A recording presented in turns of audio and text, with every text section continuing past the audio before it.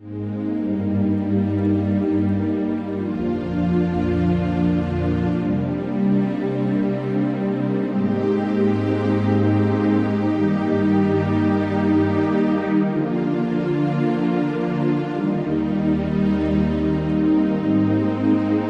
fois de plus, je vous salue au nom du Seigneur Jésus, le maître des temps et des circonstances, le Dieu qui nous accorde une nouvelle opportunité, une nouvelle occasion pour partager la parole du Seigneur. Cette parole qui est comme du miel dans le palais, cette parole qui nous procure de la sagesse. En ce jour bien-aimé, nous allons aborder un autre sujet. Nous allons parler des enfants de Dieu face à l'échec. Nous allons parler de l'échec. L'échec, c'est quelque chose qui préoccupe tout le monde et particulièrement ceux qui sont dans le Christ Jésus. Et l'échec mal géré dans la vie a des conséquences fâcheuses. Voilà pourquoi aujourd'hui, poussé par le Saint-Esprit, je voudrais partager avec vous sur l'échec. Nous allons d'abord lire la parole du Seigneur. Nous lisons dans les livres de Luc au chapitre 5. Luc chapitre 5. Nous lisons du 1er au 10e verset.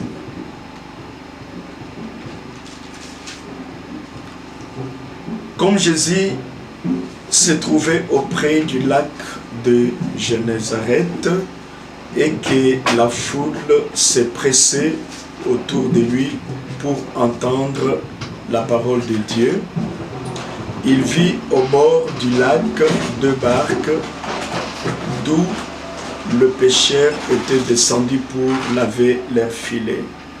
Il monta dans l'une de ces barques qui était à Simon et il les pria de s'éloigner un peu de terre, puis il s'assit et de la barque, il enseignait la foule. Lorsqu'il eut cessé de parler, il dit à Simon, « Avance en pleine eau et jetez vos filets pour pêcher. » Simon lui répondit, « Maître, nous avons travaillé toute la nuit sans rien prendre, mais sur ta parole, je jetterai le filet. » L'ayant jeté, ils prirent une grande quantité de poissons et leurs filets se rompaient. Ils firent signe à leurs compagnons qui étaient dans l'autre barque de venir les aider. Ils vinrent et ils remplirent les deux barques au point qu'elles enfonçaient. Quand il vit cela, Simon-Pierre tomba aux genoux de Jésus et dit, « Seigneur, retire-toi de moi parce que je suis un homme pécheur. » Car l'épouvante l'avait saisi, lui et tous ceux qui étaient avec lui, à cause de la pêche qu'ils avaient faite. Il en était de même de Jacques et de Jean, fils de Zébédée, les associés de Simon. Alors Jésus dit à Simon, « Ne crains point, désormais tu seras pêcheur d'hommes. » Ne crains point, car désormais tu seras pêcheur d'hommes. Bien-aimé, c'est votre serviteur, le pasteur Georges, pasteur principal de la chapelle de la Restauration Communauté Évangélique, dont le siège se trouve à Livulu, commune de Lemba, ville de Kinshasa, République démocratique du Congo. Comme je l'ai annoncé au début, je vais partager avec vous sur l'échec. L'échec, c'est une école, un centre de formation. Si cette école n'est pas bien maîtrisée, si cette formation n'est pas bien appréhendée, l'échec peut être fatal dans la vie de l'enfant de Dieu comme dans la vie de tout un chacun dans la vie séculière. Voilà pourquoi nous sommes poussés d'entretenir les enfants de Dieu sur la manière d'apprendre, sur la manière de se comporter dans cette école qui est l'école de l'échec. Je disais, l'échec est naturel. Tout le monde peut connaître l'échec dans un domaine visé de sa vie. L'échec, c'est le fait de ne pas réussir, le fait d'échouer. Quand tu n'obtiens pas le résultat escompté, tu as échoué, tu n'as pas atteint les objectifs. Je disais, l'échec est naturel. Tout le monde peut connaître l'échec. Un enfant de Dieu, pétri dans la parole du Seigneur, pétri dans l'huile du Saint-Esprit, il peut arriver que dans sa vie, il échoue quelque part. Car tous, nous sommes sujets à deux erreurs. Une personne humaine qui peut commettre les erreurs, il peut tomber dans l'échec. Ne peut pas tomber dans l'échec que la personne qui ne commet jamais des erreurs. Or, la personne qui ne commet pas des erreurs, c'est seulement la personne qui n'a jamais existé. C'est-à-dire une personne morte. Les morts ne commettent pas les erreurs. Les morts ne peuvent pas connaître l'échec. Pourquoi? Parce qu'il est mort. Ne peut pas commettre l'échec que la personne qui ne fait rien. Celui qui ne fait rien ne commet pas d'erreur. Il ne commet pas d'erreur, pourquoi? Parce qu'il ne fait rien. Il ne connaît pas d'échec, pourquoi? Parce qu'il a déjà échoué du fait qu'il ne fait rien. Mais celui qui fait quelque chose peut commettre des erreurs. Celui qui fait quelque chose, il peut connaître l'échec. Voilà. Comme enfant de Dieu, il peut arriver que tu échoues dans ta vie. Examinez calmement la vie de tous les héros de la Bible. Vous comprendrez que quelque part, ils ont connu l'échec. À l'instar de Moïse, grand homme de Dieu, Dieu a témoigné de Moïse disant: de tous qui sont nés des femmes, il n'y a personne qui soit comme Moïse. Mais c'est Moïse-là. Il a connu des défaites. Le premier et le plus grand, c'est au moment où il a tué l'Égyptien voulant défendre son frère hébreu. Et en retour, il a été déçu à tel point qu'il a fui. Il a quitté le palais royal. Moïse est allé en brousse où il n'avait personne pour les soutenir. Moïse, appelé fils de la fille de Pharaon, qui a été éduqué dans toutes les sciences de l'Égypte, cet homme-là se trouve dans les territoires madianites, en brousse, n'ayant absolument rien, et vous connaissez son sort. Il est devenu le berger de son futur beau-père. Cet homme-là, il a aussi connu un échec cuisant. Mais ce n'est pas puisqu'il a connu un échec cuisant, qu'il n'a pas été appelé de Dieu, qu'il n'a pas été élu. Mais il a commis des erreurs Et il a connu des échecs. À combien plus forte raison, toi et moi, comment ne pouvons-nous pas connaître les échecs dans nos vies? Et s'il arrive que nous tombons dans des échecs, ne prenons pas les échecs comme une fatalité. L'échec n'est pas la fatalité de la vie. Si l'échec est pris dans son bon côté, il sera pour nous un centre de formation et de transformation. Une école qui va nous transformer. Et la transformation peut être en bien ou en mal, suivant que l'élève, l'apprenant, apprend les choses du bon côté ou du mauvais côté. Bien-aimés, ici il s'agit de l'apôtre par excellence, il s'agit de l'apôtre Pierre, du nom de Simon. Cet homme, cet apôtre, très proche du Seigneur, pécheur, fils d'un pécheur, il a grandi dans ce métier. Et ces jours-là, ils avaient travaillé toute la nuit sans rien prendre. Et le matin, dans leur découragement, ils sont en train de réparer le filet, pensant à une prochaine fois.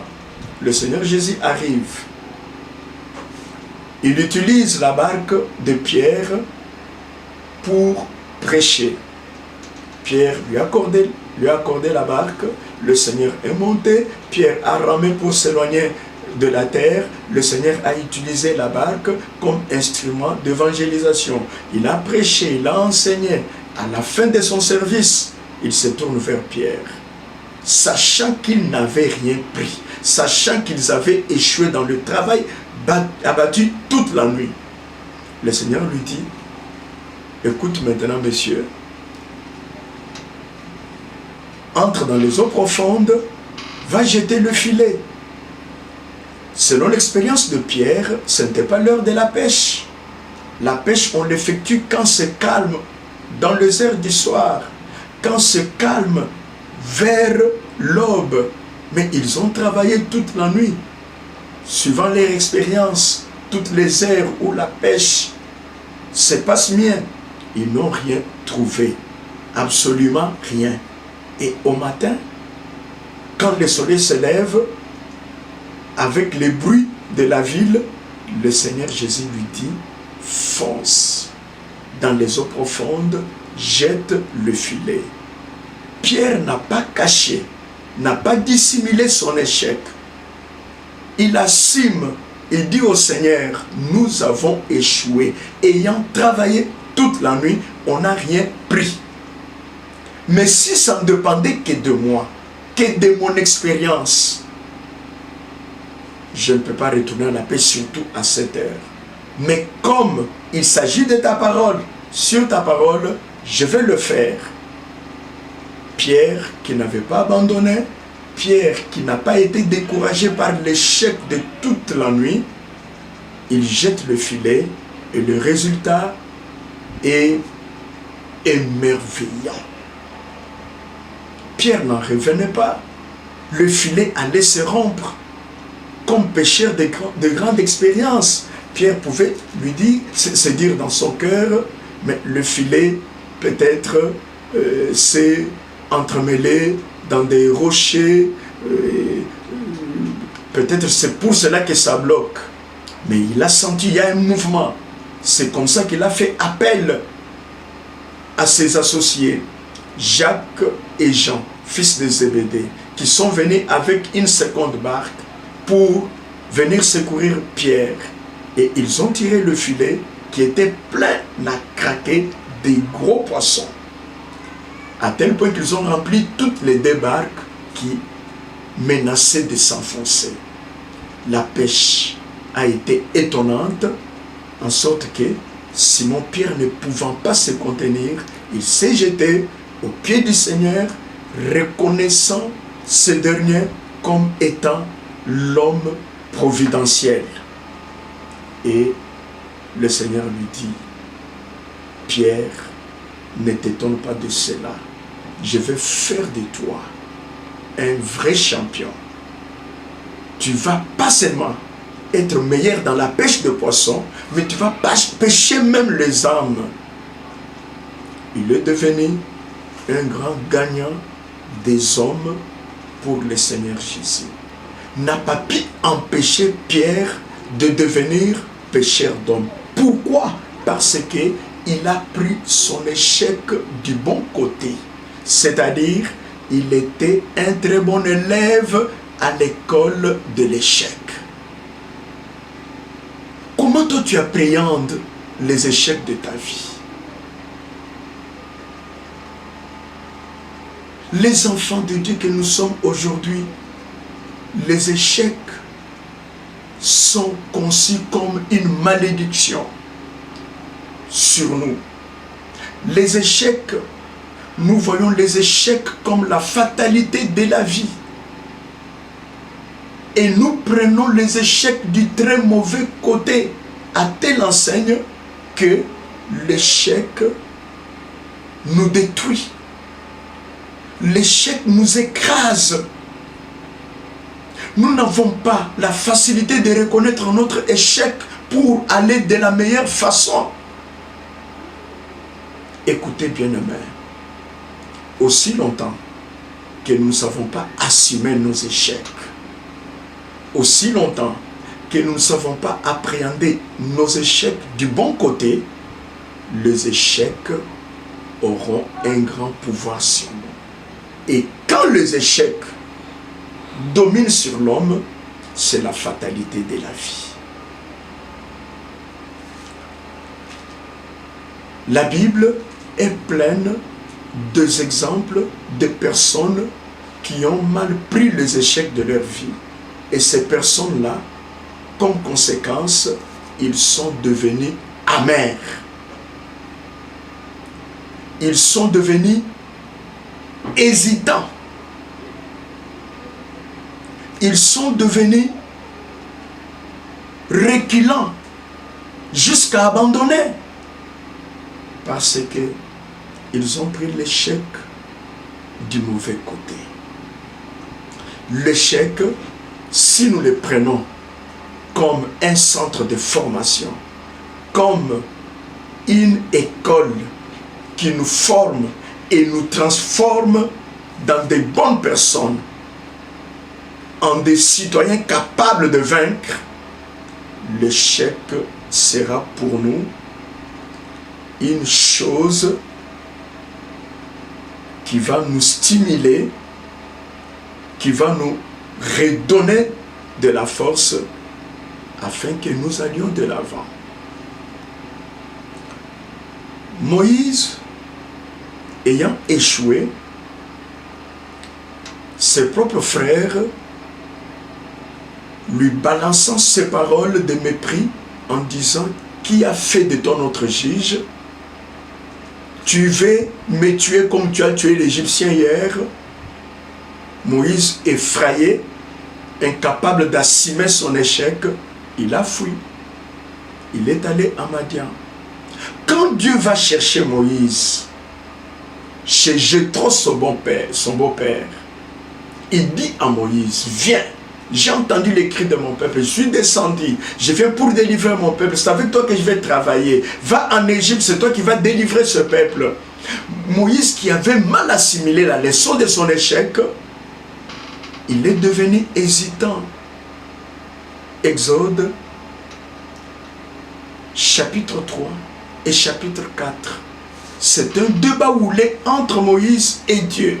Va, je ferai de toi Dieu pour les Égyptiens.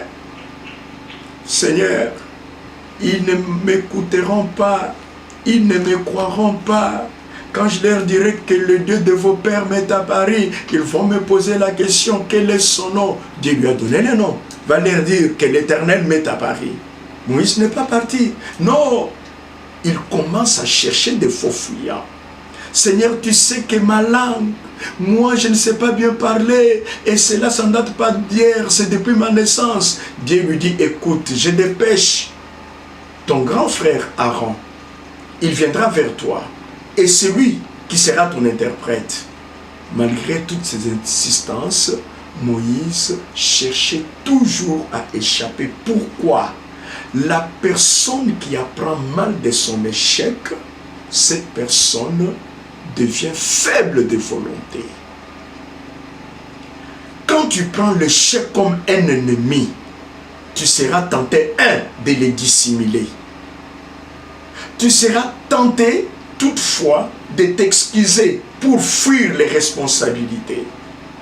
Mais si tu prends l'échec du bon côté, à la manière de l'apôtre Pierre, il a confessé son échec, il a reconnu qu'il a échoué, et il a compris que de lui-même, il est incapable. S'il veut agir maintenant, il agit sur la parole du Seigneur. Cet homme-là, il est devenu un conquérant des âmes. Bien-aimé, retenez, l'échec mal assimilé rend l'âme, rend le cœur amer. Un cœur amer ne peut jamais produire quelque chose de bon. Souvenez-vous du cas de Naomi, femme d'Elimelech, la belle-mère de Ruth. Elle a crié très haut, ne m'appelez pas Naomi, appelez-moi Mara. L'échec mal assimilé rend la personne irresponsable. Comment? Tu voudras charger les autres. Si moi j'ai échoué, c'est parce que celui-là n'a pas fait cela. Si moi j'ai échoué, c'est parce que l'autre m'a privé de ceci ou de cela. L'échec mal assimilé charge les autres. C'est ce qui fait qu'aujourd'hui, nous n'avons qu'une chrétienté plaintive, une chrétienté qui charge les autres.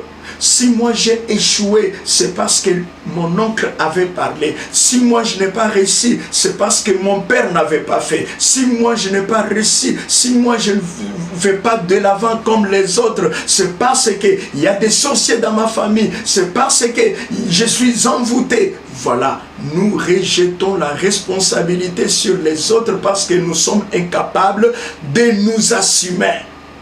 Enfants de Dieu, c'est la chrétienté plaintive.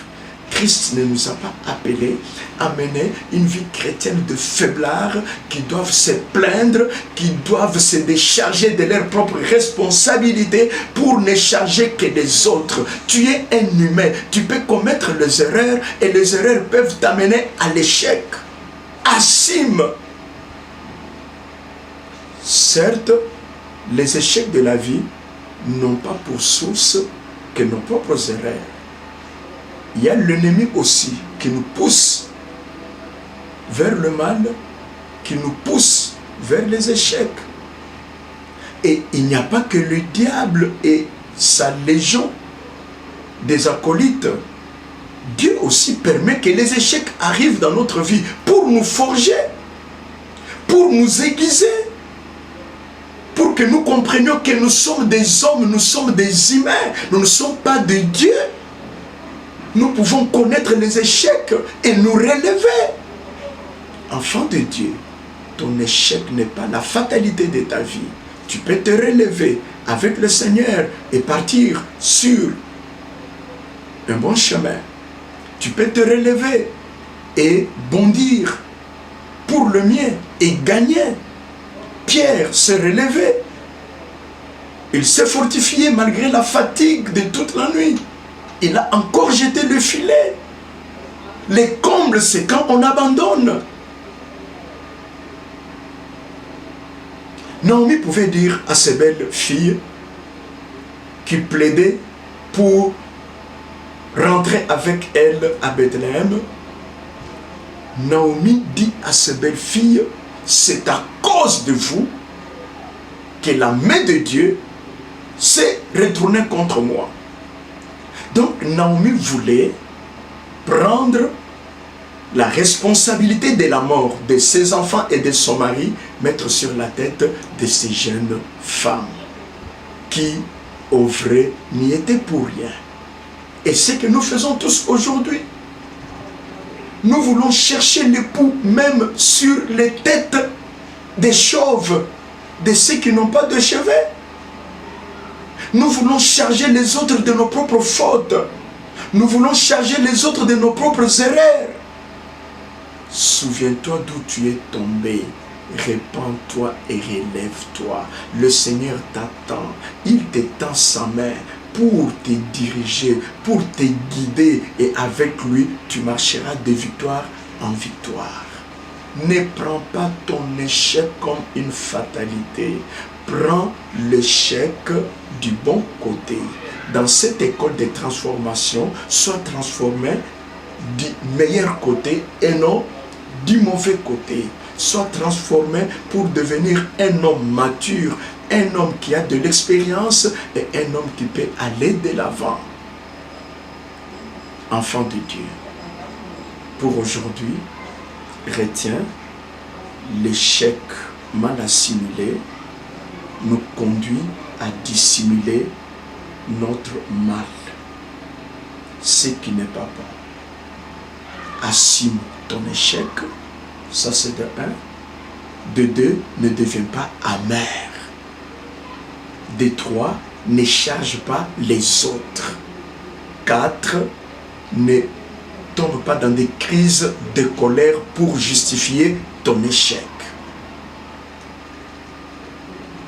Humilie-toi sous la main puissante de l'Éternel. Il va te redonner de la force, il va te redonner de l'énergie et tu iras de l'avant. Pierre a essayé, il est devenu le conquérant des âmes. Et toi aussi tu l'es payé. Tu as échoué dans le mariage, tu as échoué dans les études, tu as échoué dans les affaires, même dans ta santé, tu as échoué dans les fiançailles. Non, ce n'est pas la fatalité, ce n'est pas la fin du monde. Tu peux recommencer et tu peux réussir. Que le Seigneur te soutienne et que ce petit message t'apporte paix et réconfort. Reviens au Seigneur, tu peux repartir de la bonne manière. Surtout, n'abandonne pas. Que le Seigneur te bénisse, que le Seigneur te soutienne. Lui qui a soutenu Pierre, lui qui a donné la parole de vie et de puissance à Pierre. Pierre a saisi cette parole et il est parti de l'avant. Toi aussi, saisis cette parole qui est venue pour te réconforter. Saisis cette parole et va de l'avant pour faire les exploits avec le Seigneur. Ton échec n'est pas la fin du monde, n'est pas la fatalité. Tu n'es pas le premier à avoir échoué. Tu peux te relancer et aller très loin. Sois béni. Au nom du Seigneur Jésus. Amen.